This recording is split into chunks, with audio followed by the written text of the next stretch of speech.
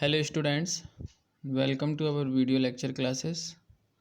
Now today we are going to discuss about drainage density.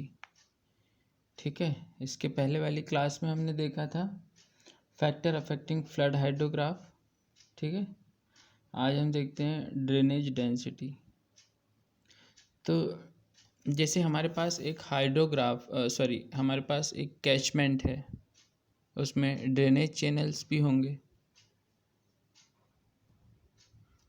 जैसे हमारे पास ये क्या है,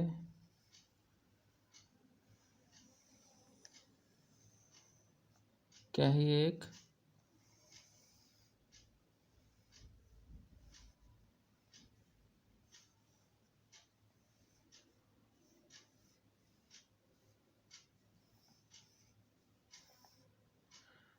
एक कैचमेंट है. ठीक है, तो ड्रेनेज डेंसिटी की हम बात कर रहे थे. ड्रेनेज डेंसिटी क्या होती है? The drainage density define as the ratio of the ये total channel length to the total drainage area. ये किसका रेशो होता है? Total channel length drainage density to the total drainage area, ना कि इसका एरिया. ठीक है, कैचमेंट का एरिया नहीं है, ये ड्रेनेज एरिया है. तो ड्रेनेज डेंसिटी मतलब देखो ये क्या है, ये हमारे पास क्या है, ये चैनल है. इसको हम क्या बोलेंगे? चैनल्स. ये जो मेन चैनल है ये, और ये क्या है? सब चैनल्स ये. ठीक है, तो इन सब की हम लेंथ निकालेंगे. मानो कि लेंथ ऑफ चैनल कितनी है? Length of channel is equal to total length आ गई हमारे पास. Total length of channel capital L. इन सब को प्लस कर दिए हमने. This plus this plus this plus this plus this plus this plus this, है ना. तो ये टोटल लेंथ आ गई. अब हमको area, drainage area, total length of channel आ गया. उसके बाद हम टोटल ड्रेनेज एरिया हमने ए निकाल लिया, टोटल ड्रेनेज एरिया. ठीक है, तो हम ड्रेनेज डेंसिटी कैसे निकालेंगे?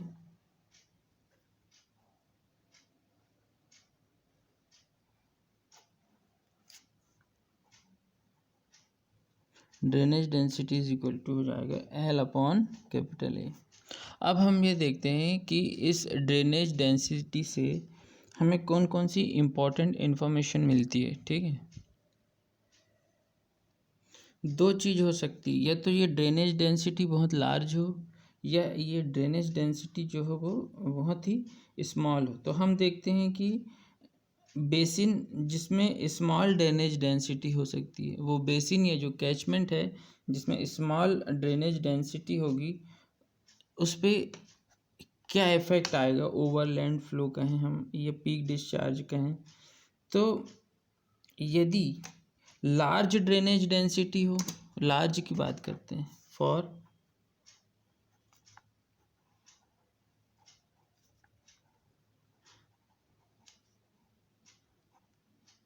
लार्ज ड्रेनेज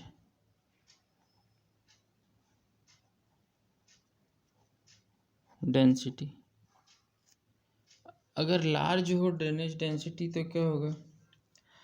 अगर ये ड्रेनेज डेंसिटी लार्ज है, इसका मतलब एल ज़्यादा है, ए कम है, तभी तो ये क्वांटिटी लार्ज आएगी. ए क्या होगा? स्मॉल. इसका मतलब जो हमारा जो एरिया है, एरिया ऑफ कैचमेंट ए है, एरिया ऑफ ड्रेनेज है, वो कैसा होगा?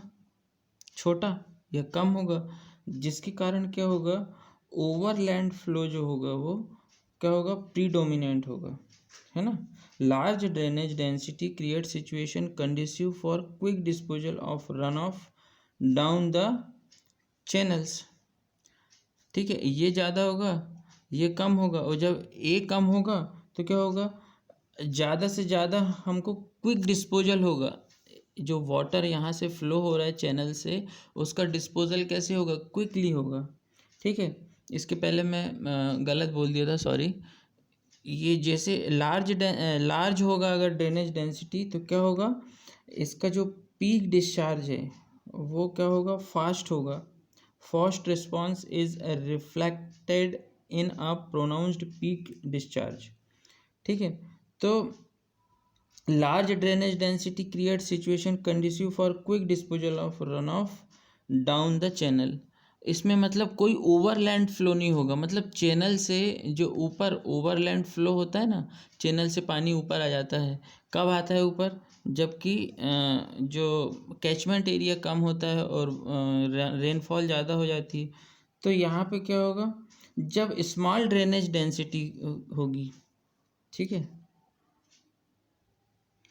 फॉर स्मॉल ड्रेनेज डेंसिटी, अगर हम स्मॉल ड्रेनेज डेंसिटी की बात करें, कुछ नहीं है ड्रेनेज डेंसिटी मतलब यहाँ पे जो कैचमेंट है हमारा, इस कैचमेंट में ये जो चैनल है, इसका जाल कितनी डेंस है, इसका जाल जो चैनल जो है, इस पे जो चैनल्स बचे हुए हैं, इस पे बने हुए हैं, इसका जो जाल है वो कितना डेंस है पर यूनिट एरिया में, इसको हम ड्रेनेज डेंसिटी कहते हैं। तो सही बात है, अगर स्मॉल ड्रेनेज डेंसिटी होगी तो क्या होगा, इसके ऊपर से पानी बहेगा, ऊपर से वाटर फ्लो होगा कैचमेंट के, है ना, जो सरफेस ओवरलैंड फ्लो जिसको हम बोलते हैं, ऊपर से होगा, क्योंकि ड्रेनेज डेंसिटी कम है, ड्रेनेज कम बनाएंगे हम तो ऑब्वियस सी बात है ऊपर से पानी बहेगा। तो ड्रेनेज डेंसिटी स्मॉल के केस में क्या होगा, in basins with smaller drainage density the overland flow is predominant. क्या होगा इसमें, जो ओवरलैंड फ्लो जो है, ओवरलैंड फ्लो, ये क्या होगा, प्रीडोमिनेंट होगा।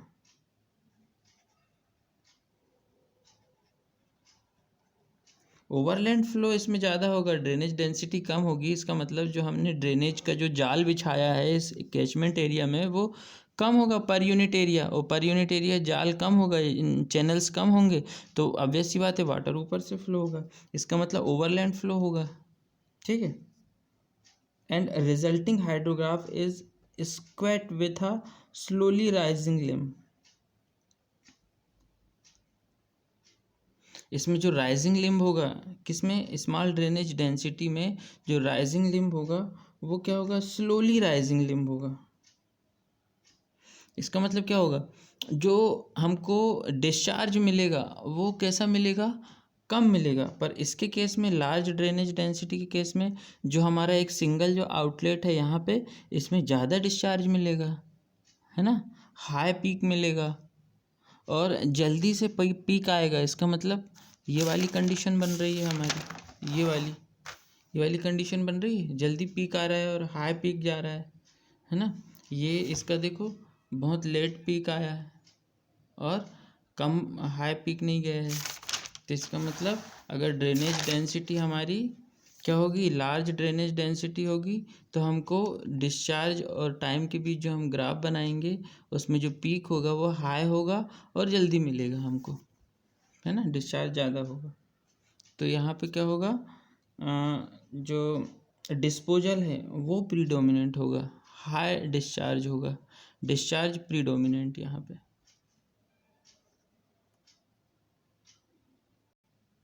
तो ये हम देख रहे थे कि ड्रेनेज डेंसिटी किस तरह से हाइड्रोग्राफ के शेप को प्रभावित करती है, इफेक्ट डालती है।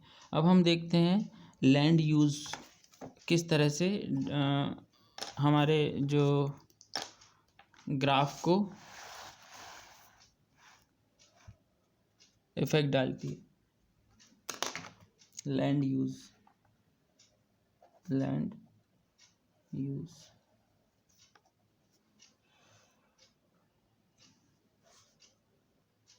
तो लैंड यूज़ में हमने देखा था, ये हम बात करते हैं, जब भी लैंड यूज़ की बात करते हैं तो हम बात करते हैं कि हमारा क्रॉप रोटेशन क्या है ना, हम जो एग्रीकल्चरल प्रैक्टिस कर रहे हैं हमारे लैंड पे वो किस तरह की है। जैसे यदि वेजिटेशन है या बोल दें हम फॉरेस्ट कवर है, अगर तो इन दोनों ही केस में क्या होता है, जब वेजिटेशन होता है या फॉरेस्ट कवर होता है लैंड के ऊपर, तो दोनों ही केस में जो हमारा इन्फिल्ट्रेशन है,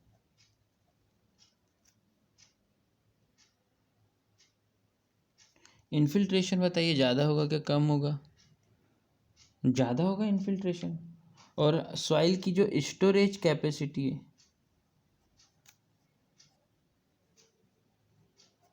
ये हाई होगी और ये भी हाई होगी सॉइल की। ठीक है, सॉइल की जो स्टोरेज कैपेसिटी है और इन्फिल्ट्रेशन है वो कैसी होगी? हाई होगी, यदि वेजिटेशन और फॉरेस्ट कवर है तो। और क्या होगा? जो ओवरलैंड फ्लो होगा, ओवरलैंड फ्लो, ओवरलैंड फ्लो, इस पे क्या इफेक्ट आएगा इस वेजिटेशन और फॉरेस्ट कवर का? ओवरलैंड फ्लो क्या होगा? कंसिडरेबल रिटार्डेंस होगा, मतलब ओवरलैंड फ्लो जो होगा वो लो होगा, मतलब कंसिडरेबल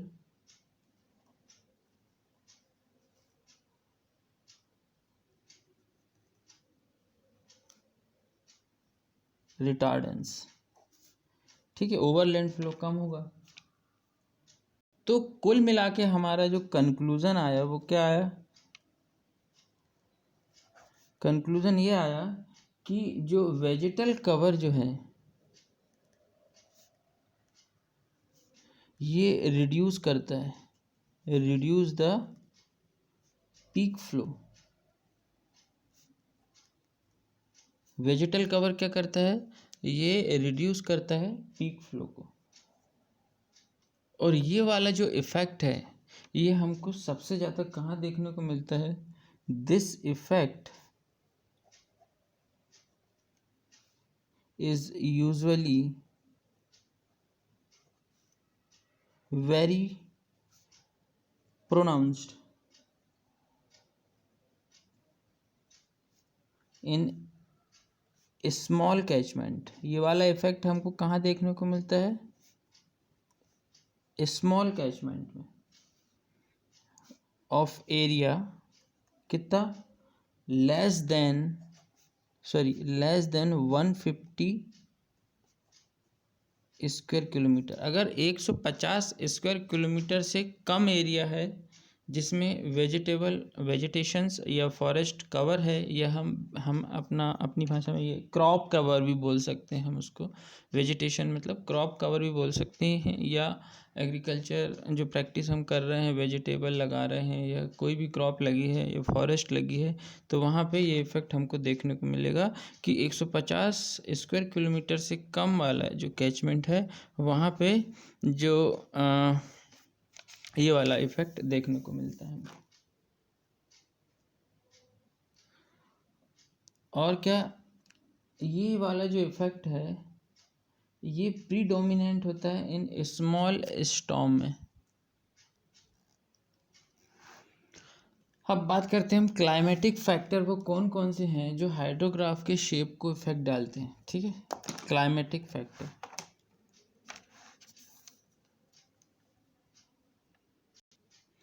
क्लाइमेटिक फैक्टर में क्या आता है? पहला तो आता है अपना स्टॉर्म कैरेक्टरिस्टिक्स।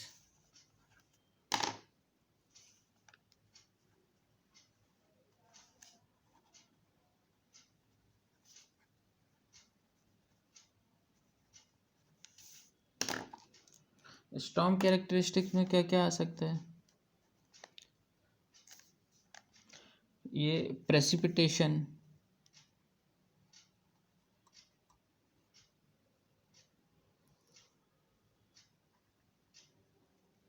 ठीक है, intensity,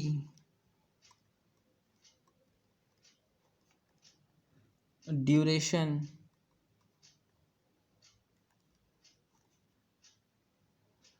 magnitude and movement of storm,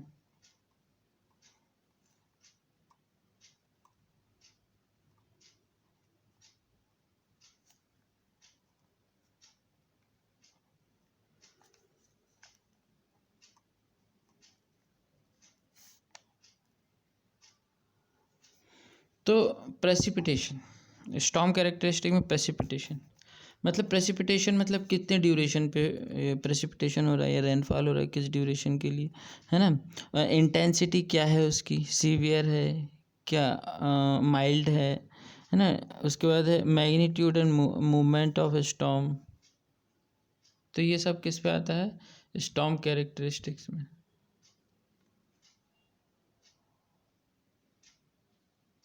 Among climatic factors, the intensity, duration, direction of storm movement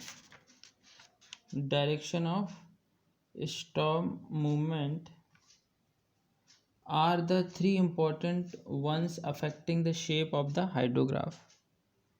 Direction of storm movement, एक और क्या है, डायरेक्शन ऑफ,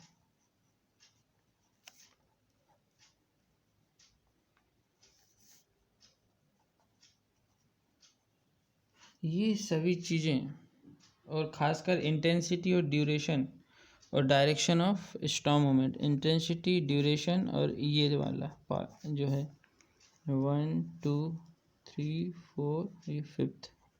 तो जो सेकंड, थर्ड और फिफ्थ वाला जो है ये बहुत ज़्यादा इम्पॉर्टेंट है, जो कि फ्लड हाइड्रोग्राफ के शेप को प्रभावित करता है।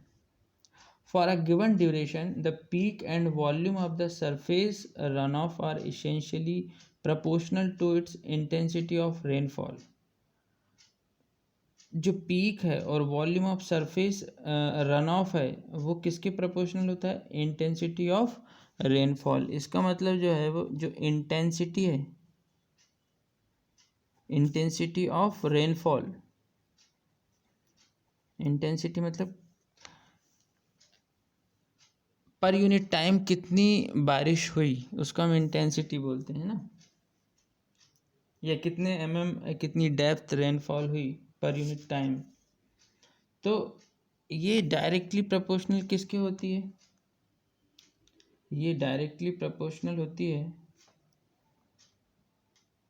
एक तो पीक के, इंटेंसिटी पीक के प्रोपोर्शनल होगी ना, जितनी ज़्यादा इंटेंसिटी होगी पीक उतनी जल्दी आएगा।